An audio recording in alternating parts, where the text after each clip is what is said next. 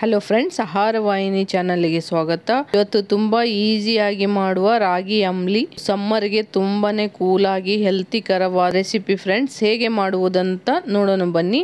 ಅರ್ಧ ಕಪ್ಪಿನಷ್ಟು ರಾಗಿ ಹಿಟ್ಟನ್ನು ತೆಗೆದುಕೊಳ್ಳಿ, ಅಥವಾ 4 ಟೇಬಲ್ ಸ್ಪೂನ್ ರಾಗಿ ಹಿಟ್ಟನ್ನು ತೆಗೆದುಕೊಳ್ಳಿ. ನೋಡಿ, ಇದನ್ನು ಚೆನ್ನಾಗಿ ಮಿಕ್ಸ್ ಮಾಡಿಕೊಳ್ಳಬೇಕು. ನೀರನ್ನು ಹಾಕಿ 1-2 ಗ್ಲಾಸಿನಷ್ಟು ನೀರನ್ನು ಹಾಕಿ ಚೆನ್ನಾಗಿ ಮಿಕ್ಸ್ ಮಾಡಿಕೊಳ್ಳಬೇಕು. ಹಿಟ್ಟು ಗಂಟು ಆಗದ ಹಾಗೆ ಇದನ್ನು ಚೆನ್ನಾಗಿ ಮಿಕ್ಸ್ ಮಾಡಿ. ನೀವು ಕೈಯಿಂದ ಬೇಕಾದರೂ ಕೈಯಿಂದ ಕೂಡ ಮಿಕ್ಸ್ ಮಾಡಿಕೊಳ್ಳಿ. ನೀರನ್ನು ಹಾಕುತ್ತಾ ಮಿಕ್ಸ್ ಮಾಡಿ. ಮೊಸರು ಇದ್ದರೆ ಮೊಸರನ್ನು ಹಾಕಿ, ಅಥವಾ ಮಜ್ಜಿಗೆ ಇದ್ದರೆ ಮಜ್ಜಿಗೆ ಕೂಡ ಸ್ವಲ್ಪ ಹಾಕಿಕೊಳ್ಳಬಹುದು. ಇದನ್ನು ಚೆನ್ನಾಗಿ ಮಿಕ್ಸ್ ಮಾಡಿಕೊಂಡು ರಾತ್ರಿ ಇಡೀ ನೆನೆಯಲು ಬಿಡಿ.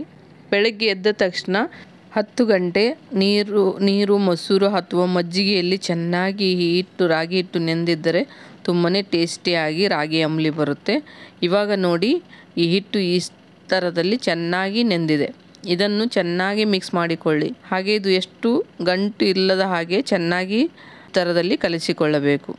ಹಾಗೆ ಪಾತ್ರೆಗೆ 2 ಗ್ಲಾಸ್ ನೀರನ್ನು ಹಾಕಿ, ಅಥವಾ ಅರ್ಧ ಲೀಟರಷ್ಟು ನೀರನ್ನು ಹಾಕಿ, ರುಚಿಗೆ ತಕ್ಕಷ್ಟು ಉಪ್ಪು ಹಾಕಿ, ಅಥವಾ 1/4 ಟೇಬಲ್ ಸ್ಪೂನ್ ಉಪ್ಪನ್ನು ಹಾಕಿ, ಇದು ಚೆನ್ನಾಗಿ ಕುದಿಯುವಾಗ ಇದಕ್ಕೆ ನಾವು ಮಿಕ್ಸ್ ಮಾಡಿಟ್ಟುಕೊಂಡ ರಾಗಿ ಹಿಟ್ಟನ್ನು ಇದಕ್ಕೆ ಹಾಕಿಕೊಳ್ಳಬೇಕು. ನೋಡಿ, ಈ ಥರದಲ್ಲಿ ಹಾಕಿ ಹಾಗೆ ಸ್ಪೂನಿನಿಂದ ಈ ಥರದಲ್ಲಿ ಮಿಕ್ಸ್ ಮಾಡ್ತಾ ಇರಿ. ಯಾಕಂದರೆ ಗಂಟಾಗುತ್ತೆ ಮಿಕ್ಸ್ ಮಾಡ್ತಾ ಇರಲ್ಲ ಅಂದರೆ. ಅದಕ್ಕೋಸ್ಕರ ಇದನ್ನು ಸ್ವಲ್ಪ ಬಿಸಿ ಒಂದು ಕುದಿ ಬರುವ ತನಕ ಇದನ್ನು ಚೆನ್ನಾಗಿ ಹೀಗೆ ಮಿಕ್ಸ್ ಮಾಡ್ತಾ ಇರಿ. ನೋಡಿ, ಈ ಥರದಲ್ಲಿ ಮಿಕ್ಸ್ ಮಾಡ್ತಾ ಇರಬೇಕು. ಇವಾಗ ನೋಡಿ, ತಿಕ್ನೆಸ್ಸು ಈ ಥರದಲ್ಲಿ ಬಂದಿದೆ. ಇನ್ನೂ ಜಾಸ್ತಿ ತಿಕ್ನೆಸ್ ಅನಿಸಿದರೆ ನಿಮಗೆ ಒಂದು ಸ್ವಲ್ಪ ನೀರು ಕೂಡ ಹಾಕಿಕೊಳ್ಳಬಹುದು. ನೋಡಿ, ಇದಕ್ಕೆ 1/4 ಕಪ್ಪಿಗಿಂತ ಕಮ್ಮಿ ನೀರನ್ನು ಹಾಕಿ, ಸ್ವಲ್ಪ ತಿಕ್ನೆಸ್ ಇರಬೇಕು, ಜಾಸ್ತಿ ಗಟ್ಟಿನೂ ಇರಬಾರ್ದು. ಆ ಥರದಲ್ಲಿ ಮಿಕ್ಸ್ ಮಾಡಿ ಇದು ಚೆನ್ನಾಗಿ ಕುದಿಯಲು ಬಿಡಿ. 1-2-3 ನಿಮಿಷ ಕುದ್ದರೆ ಸಾಕು, ಚೆನ್ನಾಗಿರುತ್ತೆ. ಸ್ವಲ್ಪ ಗಟ್ಟಿಯಾಗಿರಲಿ. ನೋಡಿ, ಚೆನ್ನಾಗಿ ಕುದೀತಾ ಇದೆ. ಈ ಥರದಲ್ಲಿ ಚೆನ್ನಾಗಿ ಎಷ್ಟು ಕುದಿಯುತ್ತೋ ಅಷ್ಟು 2 ನಿಮಿಷ ಚೆನ್ನಾಗಿ ಕುದಿಸಿ. ಜಾಸ್ತಿ ತಿಕ್ನೆಸ್ ಗಟ್ಟಿಯಾಗಿದ್ದರೆ ಸ್ವಲ್ಪ ನೀರನ್ನು ಹಾಕಿಕೊಳ್ಳಿ. ಉಪ್ಪು ಕಮ್ಮಿ ಆಗಿದ್ದರೆ ಇನ್ನೊಂದು ಸ್ವಲ್ಪ ನಿಮಗೆ ಇಷ್ಟ ಆಗುತ್ತೆ ಅಷ್ಟು ಉಪ್ಪನ್ನು ಹಾಕಿ. ನೋಡಿ, ಈ ಥರದಲ್ಲಿ ಕುದೀತಾ ಇದೆ. ಇದು ಸ್ವಲ್ಪ ಗಟ್ಟಿಯಾಗಿದ್ದರೆ ನೀವು ಮಜ್ಜಿಗೆ, ಮೊಸರು ಅಥವಾ ಹಾಲು ಕೂಡ ಹಾಕಿಕೊಂಡು ಇದರಲ್ಲಿ ಕುಡಿಯಬಹುದು. ಇದು ಸಮ್ಮರಿಗೆ ತುಂಬಾ ಕೂಲಾಗಿರುತ್ತೆ ಫ್ರೆಂಡ್ಸ್.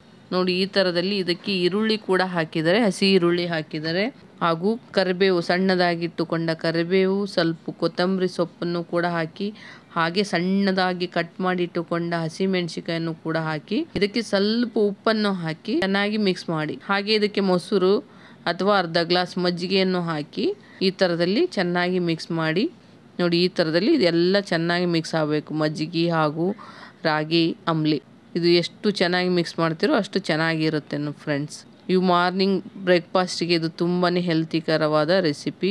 ವೆಯ್ಟ್ ಲಾಸಿಗೂ ಕೂಡ ತುಂಬಾ ಒಳ್ಳೆಯದು ಫ್ರೆಂಡ್ಸ್. ಸಮ್ಮರ್ ಟೈಮಲ್ಲಿ ಈ ರಾಗಿ ಅಂಬ್ಲಿಯನ್ನು ಕುಡಿದರೆ ಬಾಡಿ ತುಂಬಾ ತಂಪಾಗಿರುತ್ತೆ. ಹೀಟ್ ಬಾಡಿ ಇದ್ದವರು ಇದನ್ನು ಕುಡಿದರೆ ತುಂಬಾ ಒಳ್ಳೆಯದು. ಇನ್ನೂ ನನ್ನ ಚಾನಲ್ಗೆ ಯಾರು ಸಬ್ಸ್ಕ್ರೈಬ್ ಆಗಿಲ್ಲ ಅಂದರೆ ಸಬ್ಸ್ಕ್ರೈಬ್ ಮಾಡ್ಕೊಳ್ಳಿ ಫ್ರೆಂಡ್ಸ್.